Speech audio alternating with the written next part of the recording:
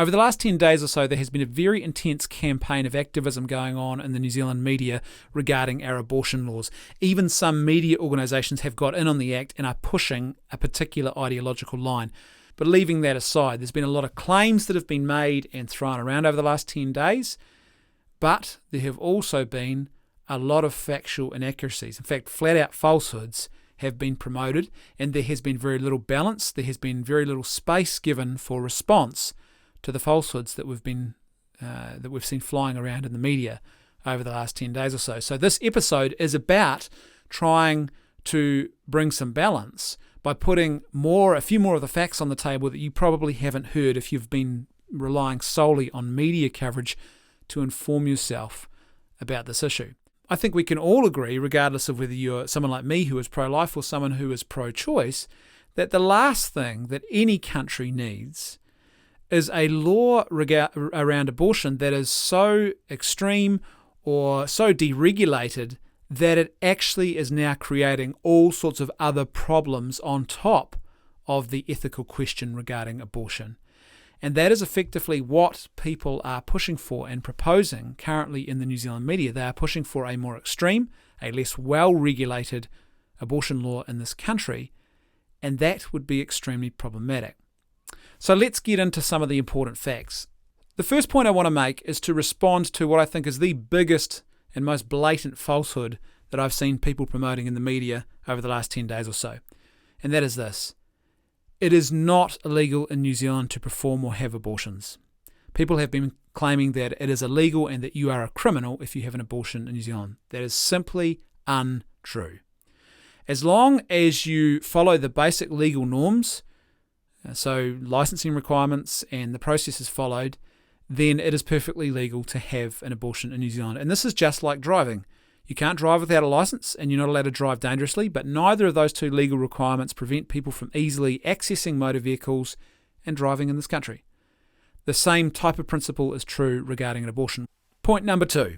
The current law involving certification recognises the fact that abortion is a difficult decision for any woman to make, and it is far better that there is a process in place which is meant to encourage informed consent and careful consideration, rather than a law that is so loose that you just end up with a speedy and unsupportive pathway into abortion. And you realise how important this becomes when you stop and consider the fact that for a lot of women in New Zealand and around the world, when they first express a desire for abortion, that's not really what they want.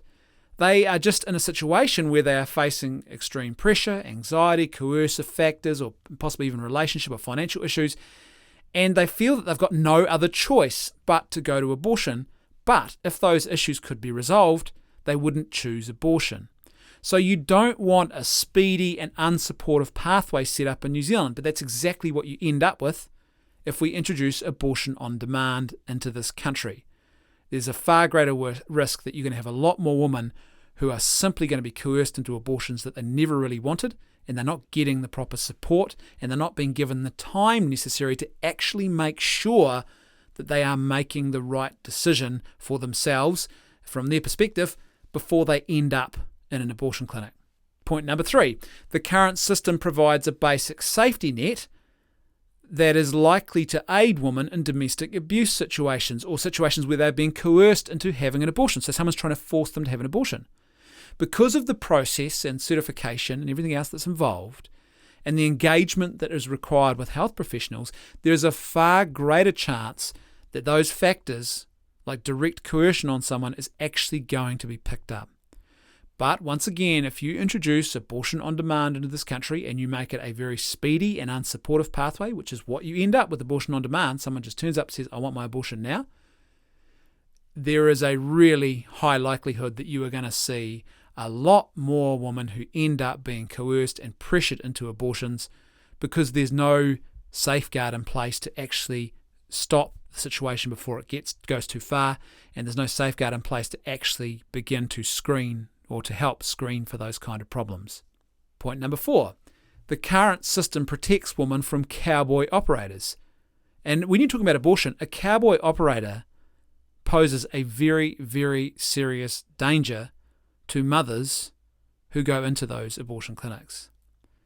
The current system has tighter standards for infection control, good surgical management pathways, health and safety regulations. It's a very good collection of statistics. And there is a very real risk that all of these things would be weakened, possibly even to extremely dangerous points, if you end up with a deregulated abortion practice in New Zealand. Abortion on demand, and you can go and look around the world where you have abortion on demand. What happens is it opens up the door to unscrupulous people who are driven by financial motives to simply set up abortion clinics without the same regard for the formal regulations that were in place. So those current safeguards would be stripped out of our law. Next point. How does removing abortion from the Crimes Act, as some people are actually claiming we should do, actually change anything? Just stop and think about this for a second. Unless you are wanting a future New Zealand where there are absolutely no legal safeguards in place, and no one could ever be prosecuted for practicing illegal or dangerous abortions, then you have to have a law. You have to have something in your Crimes Act which actually provides a mechanism and a safeguard and a control, if you like, so that people can be punished if they practice dangerous, unlicensed abortions, etc. So how does removing abortion from the Crimes Act really change anything? Even if you remove it from the Crimes Act and put it somewhere else, you're still going to have a law in place that actually punishes people for doing dangerous things, just like you do with driving, right? Or are these activists suggesting that they want a future for New Zealand where you don't get punished for doing dangerous things in abortion clinics? Because it kind of sounds a little bit like that's what they're asking for when you actually stop and think about what they're proposing here. My next point also pertains to the abortion law in this country, and it's a really, really important one. The New Zealand Crimes Act and the section which pertains to abortion law, there is a provision in section 183, it's not a very big section at all, but section 183, and you can go and look at this online, it's fully accessible online, explicitly excludes women who are seeking abortions from any legal penalty if the law is not followed. So in other words, not only is it false to claim that you are a criminal if you have an abortion in New Zealand, but secondly, even if the abortion law is not followed properly according to the letter of the law, the woman herself is never considered a criminal. The law explicitly states this. The Crimes Act in section 183 excludes women who are seeking abortions from legal penalty. This is what it says. The woman or girl shall not be charged as a party to any offence against this section. Which leads me to my next, and I think also very important point. The simple fact is that thousands less Kiwi women are now choosing abortion each year in this country. We have seen a massive decline in the number of women choosing to have abortions in New Zealand over the last 8 or 9 years. In 2015, for example, there were more than 5,000 less abortions that took place that year than what there were in 2007. And when you actually look at the figures, this isn't just a sort of trick of the population, if you like, a declining population. When you look at the figures, we can see that the number of known conceptions that are ending in abortions is actually decreasing. So what that means is less people are choosing to have abortions. What this shows is that there is definitely not some sort of unmet demand for abortion in New Zealand like the current activists are trying to claim there is. There is not some, massive cohort of women who are being pushed out onto the edges into these dangerous and murky circumstances because their needs are not being met.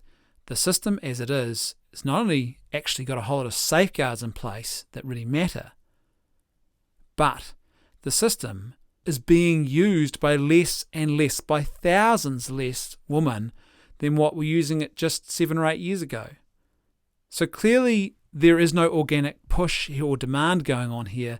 This is about abortion activism from a group of activists who treat abortion almost as some sort of, as I said, almost in some sort of religious and dogmatic way, that it's almost like a statement of freedom and autonomy.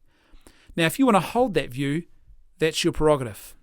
However, it's another thing altogether to expect that abortion laws would be loosened and that we would have a less well-regulated abortion law introduced in this country because it suits your ideology to do that. We don't need gender-selective abortions in New Zealand. We don't need people choosing to abort their children because they happen to be females. But that's what happens when you introduce poorly regulated abortion laws. We don't need women who are sped towards abortion when that's really not what they want. We don't need women who are being coerced into abortions. We don't need women who are being put at risk because you've now got financially motivated cowboy operators in a highly deregulated situation who are now setting up shop to make money off the back of vulnerable women in these difficult situations. The current law actually strikes a pretty good balance. It's important, it's really, really important that we recognise, especially when you consider the fact that we've made so many advances now in our scientific understanding of these issues, not just our view into the womb and our view of the humanity of the unborn person, but also the fact that we know a lot more now about the risk factors associated with abortion. And there are some very real risk factors, both physical and emotional, that do affect women. And the last thing we need to do is, regardless of how you sit on the ethical question on this issue, create an abortion law that is far less regulated, that has none of the current safeguards in place, and that just ends up putting women in harm's way. Because I would argue that is now adding insult to injury. On top of the ethical debate, you now are effectively casting aside and dispensing with important safety concerns as well.